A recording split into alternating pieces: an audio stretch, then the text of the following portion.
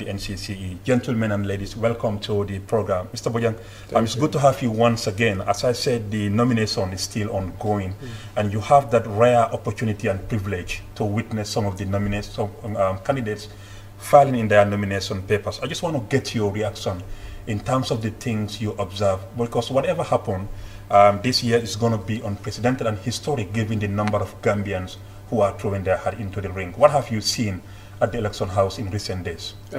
Thank you very much, Usman. Good evening to our esteemed viewers, and welcome to another program again.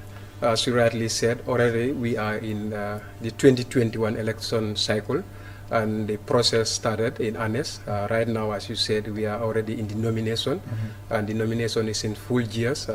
Candidates are coming one after the other to file in their nomination papers. So, Usman, this process that is happening now, of course, it's a nomination process, but candidates, all that they are doing is filing their papers. Their confirmations will be done after the whole process. So the nomination or the filing of papers starts from the 5th, and it starts from the 30th of October and will end on the 5th of November. That is this coming Friday. So it is on Saturday that candidates will now know their fate as to who is actually going to be nominated to contest for the presidency for the 2021 election. So currently what is happening is filing of their nomination papers, which will now be subjected to review, first by the returning officer, that is the Independent Electoral Commission, will do the review of the documents based on the laws, that is the electoral laws, the Electoral Act and the 1997 Constitution. Then the second process will be review by the public. That is public scrutiny. The public also will have an opportunity to go through. Those who have any interest to look at it, they can go through, and if they have any objection, then they can raise it to the IEC. So it is these two processes that will be done at the end of the day. That is on the 6th, that is on Saturday. Then candidates will now know their fate, whether they are successfully nominated or not successful. And if there are issues against any candidate, you also have an opportunity to also maybe to query at the IEC, that is to protest or to contest that query that is levied against you. And then the IEC have the opportunity, or they have the authority to listen to you, but also they have the final say. So candidates might be queried by individuals, or candidates might be queried by the IEC, maybe because they lack to fulfill one or two things. If you look at the nomination process, a good number of candidates actually miss one or two things that they need to submit.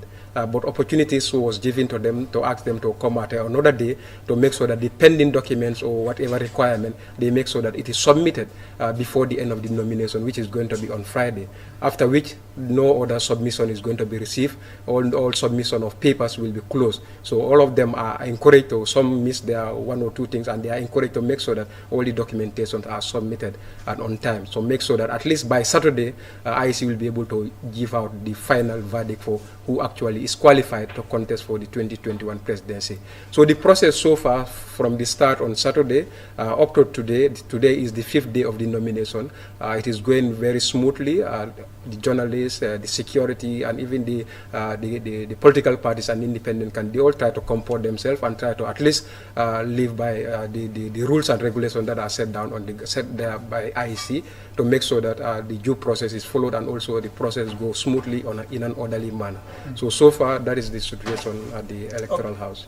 Fantastic. And you made mention of the public having the opportunity to scrutinize some of these people who want to run for office of the president. What can the public do? What if, in case they have any query of a particular candidate? Where should they lodge their complaint? What are the procedures, if any? Yeah, that's very important. So, like, if we are asking people or we are informing people that there is a day called public scrutiny, it is important they know what actually they need to look out for, and where should they lodge their complaint if there is any. And the right place to do that is the IEC. IEC is the sole body that is mandated to preside over the elections in this country. So the public it is the work of the IEC, that is the Independent Electoral Commission, to receive nomination papers, to verify nomination papers against the requirement. They have a checklist, and they will be verifying that against that checklist. If you fulfill all the requirement, you will be accepted. If you don't fulfill, they will reject you. But to make it transparent and give the citizens an opportunity equally, they created that public scrutiny day, where the public can also have a second eye on the documents. Perhaps maybe you may have one or two issues that may not be known to the IEC. But because you are coming from a community, your people may know you better. So that is why that opportunity is extended to the public to come forward and review some of these candidates, look at their papers against the requirements or the qualifications stipulated in the laws, both the Constitution and the electoral law. And if there is any query that people may have, they can lodge that complaint to the IEC, and then the job now will rest on the IEC to do the rightful thing as required by law. So if a particular or a Gambian lodge a complaint to the IEC on the public scrutiny there, and the IEC, you are not satisfied with what the IEC does, do you have another opportunity to go to a further step, like to the Supreme Court, to challenge it still at the Supreme Court? No, IEC is the final, they have the final say when it comes to nomination of aspiring candidates for the positions of either presidency or any other position. But I don't think IEC will do anything that is against the laws of this country. So all that IEC is guided by is the laws of the country. Of course, sometimes there might be an oversight in terms of observing certain things, and that is why they are extending that opportunity to the public. If you remember the last National Assembly election, in Basse it happens there. There is a candidate that was set to contest on the ticket of one of the opposition parties. I don't want to mention. He submitted his nomination papers, but it is during public scrutiny that people who know him raised an alarm to say, no, this guy was once convicted and he cannot contest. And IEC, when they do their investigation, they realize that that was true. They raised another issue that somebody who was a public servant and was dismissed, but when they verified that, they realized that there was no merit in that. So that is the thing, that is the essence of this public scrutiny, is for public to help the IEC in the event that maybe there is an oversight in trying to at least verify some of these things. Those issues can come up. So anything that escaped the IEC perhaps may not escape the public. So that is the reason. Well, thank you very much. Just as the Independent Electoral Commission were receiving nomination papers, the National Council for Civic Education was also very busy crisscrossing the Upper River region of the country, trying to sensitize Gambian on the upcoming presidential election. And one of our staff who was in the Upper River region was Aminata Youth. Aminata, you went around this Upper River region, both north and south. Tell us about this sensitization and what have you seen on the ground as far as Gambian enthusiasm ahead of the elections? Thank you very much, Usman. Good evening to our viewers out there. Like you stated, the NCCE was, the past 2 weeks we were in the URR, both the south and the northern side of the URR, talking to the citizens about the important dates that IEC set, and also how can the public be politically tolerant, because we understood there are so many issues out there and misconceptions when it comes to political difference between people in their societies. Like you said, my team, we were on CRR South.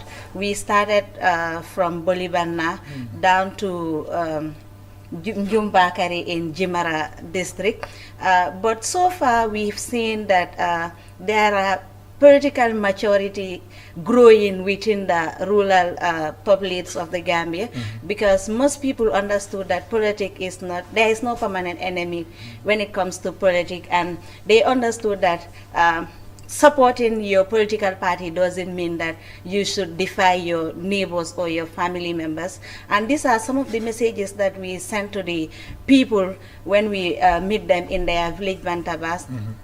The other team also was at CRR North. We also discussed, like Yusufa mentioned in his discussion, we discussed the nomination, the essence of the public scrutiny, and the essence of IEC reconciling the campaign itinerary, which is supposed to be on the 7th and on the 8th of November, and the commencement of campaign. And there is one key message that we also sent to the people, that is that they should not send any political party or independent candidate that comes to their village bantabas or their communities to sell their campaign agendas. They are citizens. The Constitution gave them the right to hold their meetings in any community that is within.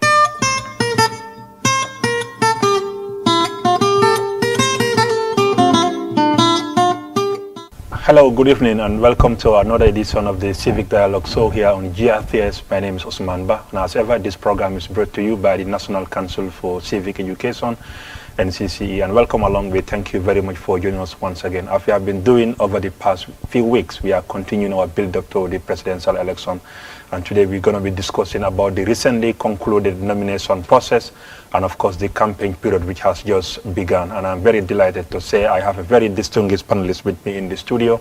I have Pa Makan Khan. He is the Director of Communication and Training at the Independent Electoral Commission, and also Mr. Yusuf Bojan. He's the Program Manager at the National Council for Civic Education.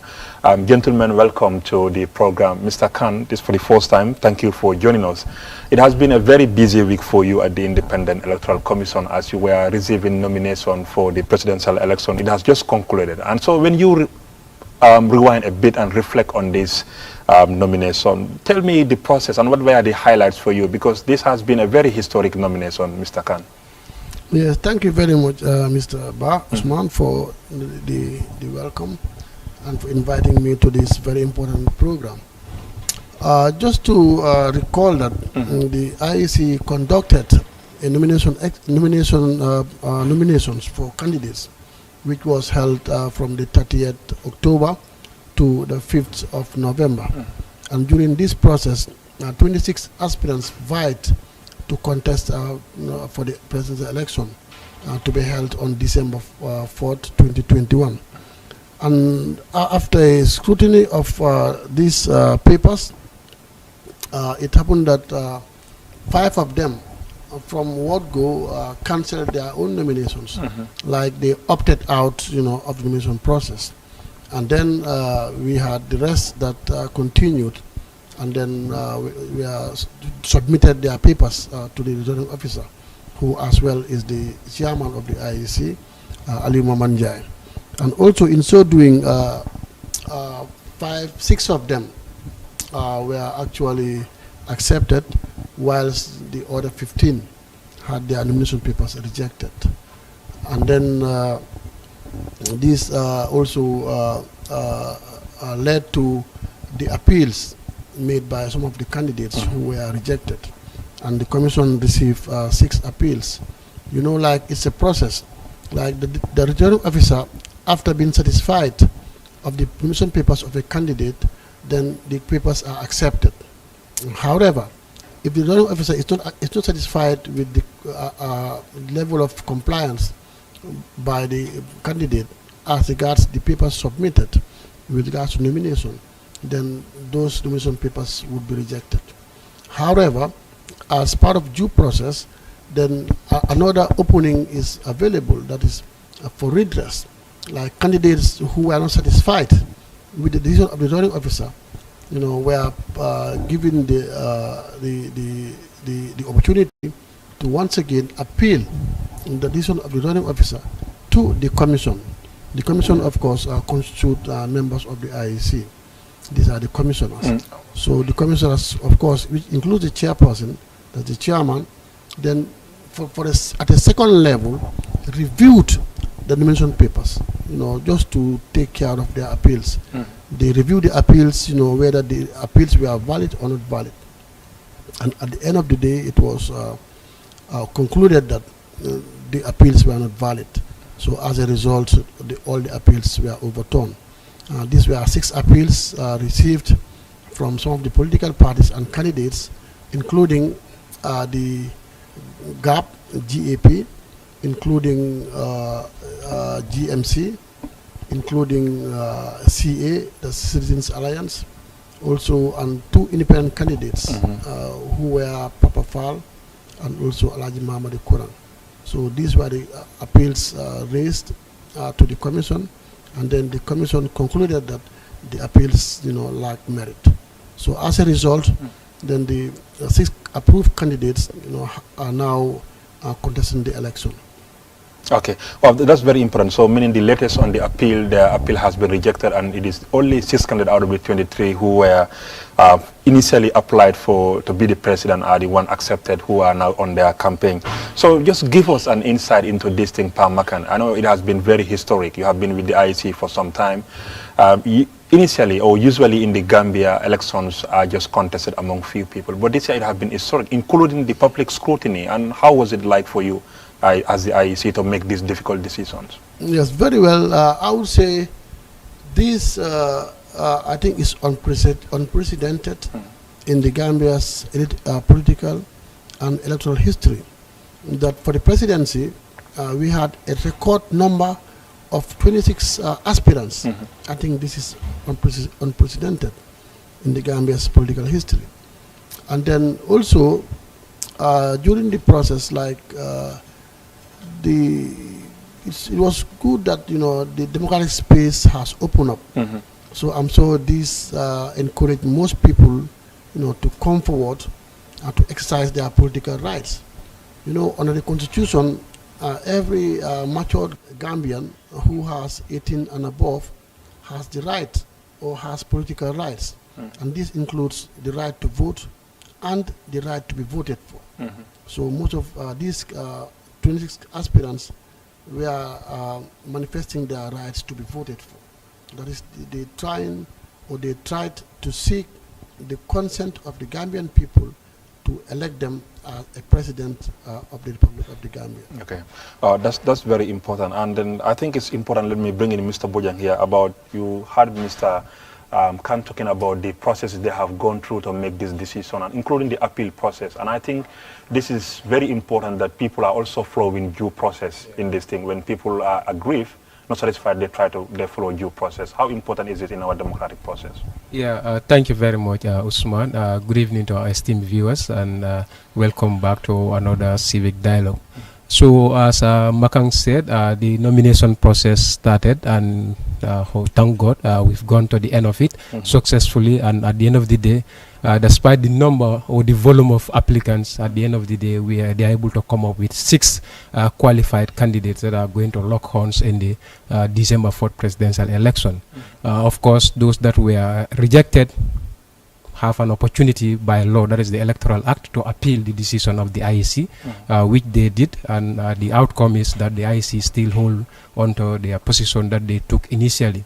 And what is encouraging and what is appealing in that aspect, Usman, is the fact that when the announcements were made, all of them, all those that were rejected, especially the ones that think it is not okay and they went to appeal, I saw them all commenting. But their comment is that we are going to appeal, and appealing to their supporters, their party surrogates, their militants, to stay calm and allow them to follow the due process. I think that is encouraging. As civic educators, these are the things that we always advocate for. That if you have grievances, there are legal avenues that you can follow to seek for redress. You don't need to take the law into your hands. Already there are steps that are laid down, there are procedures laid down, both the electoral laws and the constitution and other laws that we have in the country. Let's follow the due process until we exhaust all the processes that are available.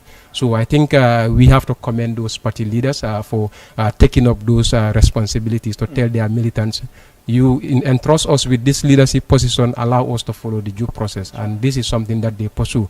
And it's also important to remind the public, in as much as the law also gives you that room that yes, the IEC is the referee, they can come up with a decision, but if you are not satisfied with the decision, you can appeal to who? To the IEC. And the law says, but whatever final decision IEC take, that is final. Yes. So that is important. Yeah. And meaning, because sometimes you see people saying, okay, we will go to the court. But the law, the Electoral Act is saying the decision of the IEC is final and it cannot be taken to any court of law in this country. So that is important to note. So meaning right now what we have is the 6 candidates that have been satisfied by the IEC. These are the 6 that are going to contest for this 2021 presidential election. Right. So we encourage the party leaders to take the outcome of their appeal in good faith and make sure that they continue to caution their people, they continue to advise their party supporters to be law-abiding and follow the due process. I think that is very important. Okay. I think Palmer can also mention very important thing, which is the right to political participation. And then you see that people are very much energized in the Gambia now. We have a record number of 26 Gambians expressing their intention to run. Is it just because of our democracy is maturing, or also maybe the bar is lowered, so low that anybody can just jump and run for office of president? Yeah. What do you make of this number? Okay, that's important. Yes. The number, I think it has a lot to do with the space. So the democratic space, the political atmosphere is very open compared to before. But when it comes to the bar, whether it is low or not, because it is the same laws that were here before. Sure. Pre-2016, the laws that we have, it is the same laws that we have when it comes to qualification as to who actually is qualified to contest for presidency. When it comes to, maybe except when we talk about the fee. Yeah. For instance, pre-2016, the fee for aspiring presidential candidates was raised. That is the amendment that was done in 2015, was raised to 500,000. That's $500,000. Yes, but initially it was actually this same figure, that is 10,000. But the amendment that we had done in 2015, it was raised to 500,000. So, but when it comes to other qualification, it is almost the same thing. So it is not. It has a lot to do with the space. That is, the democratic space is open. People have the freedom, and people think now everybody have that confidence. You have that interest. Yeah. We can see a lot of enthusiasm, not only even for political leaders, but even among the general citizenry. You see more and more people developing more interest about politics, following everything that is happening. Usman, this is unprecedented. Past elections, hardly you see people openly coming out to support their individual parties, especially the parties that are in the opposition camps. So, but now we see people coming out freely. I think that contributed a lot to this massive number of aspirants that we have, and that is very encouraging. We encourage everybody because that gives the citizens the opportunity to be able to choose from a wide array of contenders. At least, if nobody will sit there to say, I don't have a choice. Out of this number, you should be able to at least pick out the best candidate that you think should be able to steer the affairs of this country. So I think that's very encouraging. All right, before I turn to Palmakan, just one final question on the issue of you mentioned about having a choice. You have plenty of people there you can choose from. But how about these party supporters who have their candidates rejected and now feeling, look, no need for me to go and vote because they are disgruntled and disappointed. What's your message to them? Yeah. So that is where, again, civic actors, including Ncce and all other CSOs, need to come in to make sure that this number or these supporters of these various political parties or candidates that happen to be rejected, to encourage them to be able to look around among the six qualified candidates and be able to choose her, because voting, Usman, is very important. Sure. And as Ncce, we advocate, we discourage this voter apathy thing because it is not good for the election. It affects the legitimacy of even the candidate or the person who is going to win the election. Sure. So even our democracy is affected when there is high voter apathy. So we encourage citizens not to be discouraged because your candidate has been rejected. Look at the candidate. If he advises you to follow a particular person and you think at least you have similarities or very close policies, I think it's important you align yourself with that party and go out and exercise your democratic right, like Makang just mentioned. That is, if you look at the Constitution, Section 26 tells us that as citizens, it is our duty and our responsibility. And as Ncce, we said, voting is a civic right and also a duty. Sure. So once you call yourself a citizen, come out on the 4th of December and exercise your civic duty by what? By voting for the candidate of your choice. Okay. So let us not look for excuses to say, this is my candidate, he is rejected, so that means I am out of the election. No, he is rejected, but there are a wide range of options that you can choose from. You may not have exact maybe policies, but there might be similarities, and at least you should be able to align yourself with one of the political parties and go out and exercise your democratic rights. So that's important. Whatever the case, the important thing, they should vote. Thank you very much. Mr. Palmakan, I think on the 7th and on the 8th of this month, which is November, you sat down and then to reconcile campaign itineraries in terms of candidates and where they should be doing their campaign. Can you update us about this campaign itinerary on how we were able to reconcile and how difficult was it this time around compared to previous elections? Yes, thank you very much, Usman. I would say one of the most tedious works in election is campaign reconciliation because of the ramifications around it. Yeah. Campaign reconciliation talks a lot on this on having a peaceful campaign, having an orderly campaign, and having a very organized campaign. Sure. So, and you know, campaign will always impact on the outcome of an election. So this is why I'm saying that this is, I think, one of the most important activities in the electoral cycle. So this has been very tedious, you know, it's a very contentious work because, you know, every political party or candidate is there to promote the interests of his or her party or candidate. So this is why the Commission always comes in as a negotiator. Like in doing the campaign reconciliation on the 7th and 8th, like all the 6 candidates were invited. So they sent in their representatives, 2 from each representative or 2 from each party or candidate. Okay. So each brought, they already had their campaign programs ready. So they each forwarded their campaign activities during the process. And it's important to note that the campaign starts from the 9th of November and ends on the 2nd of December. So this is a 24-day period of campaign. So campaign already kick-started.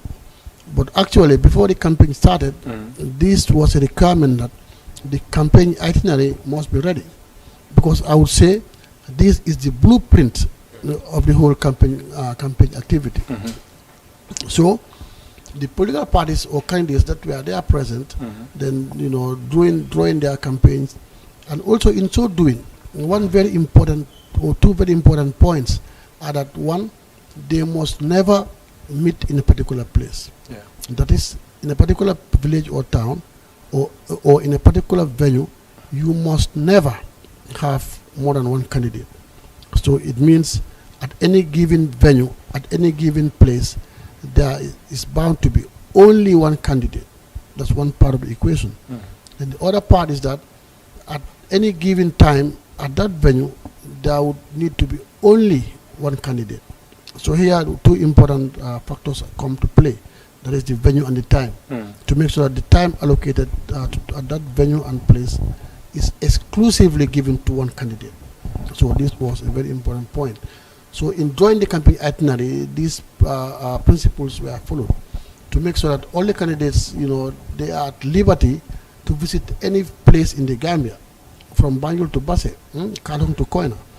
So it was their choice to decide, we want to be in place A or place B or place C. And then, of course, then the 6 candidates then will then also compare whether they did not meet at any given location. So if this doesn't happen, okay, fine, it's smooth, then you proceed. But of course, it happens that sometimes they will really meet in some places. You may see 2 or 3 candidates choosing the same venue, the same place. So this may be an issue. And also sometimes they may also they want to be at a place at the same time. So which of course must not be.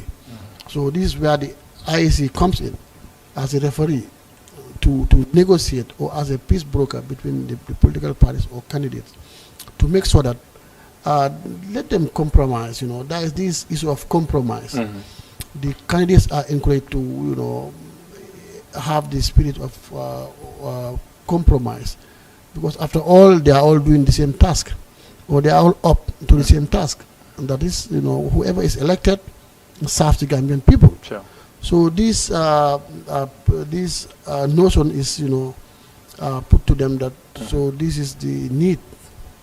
There is the need for them to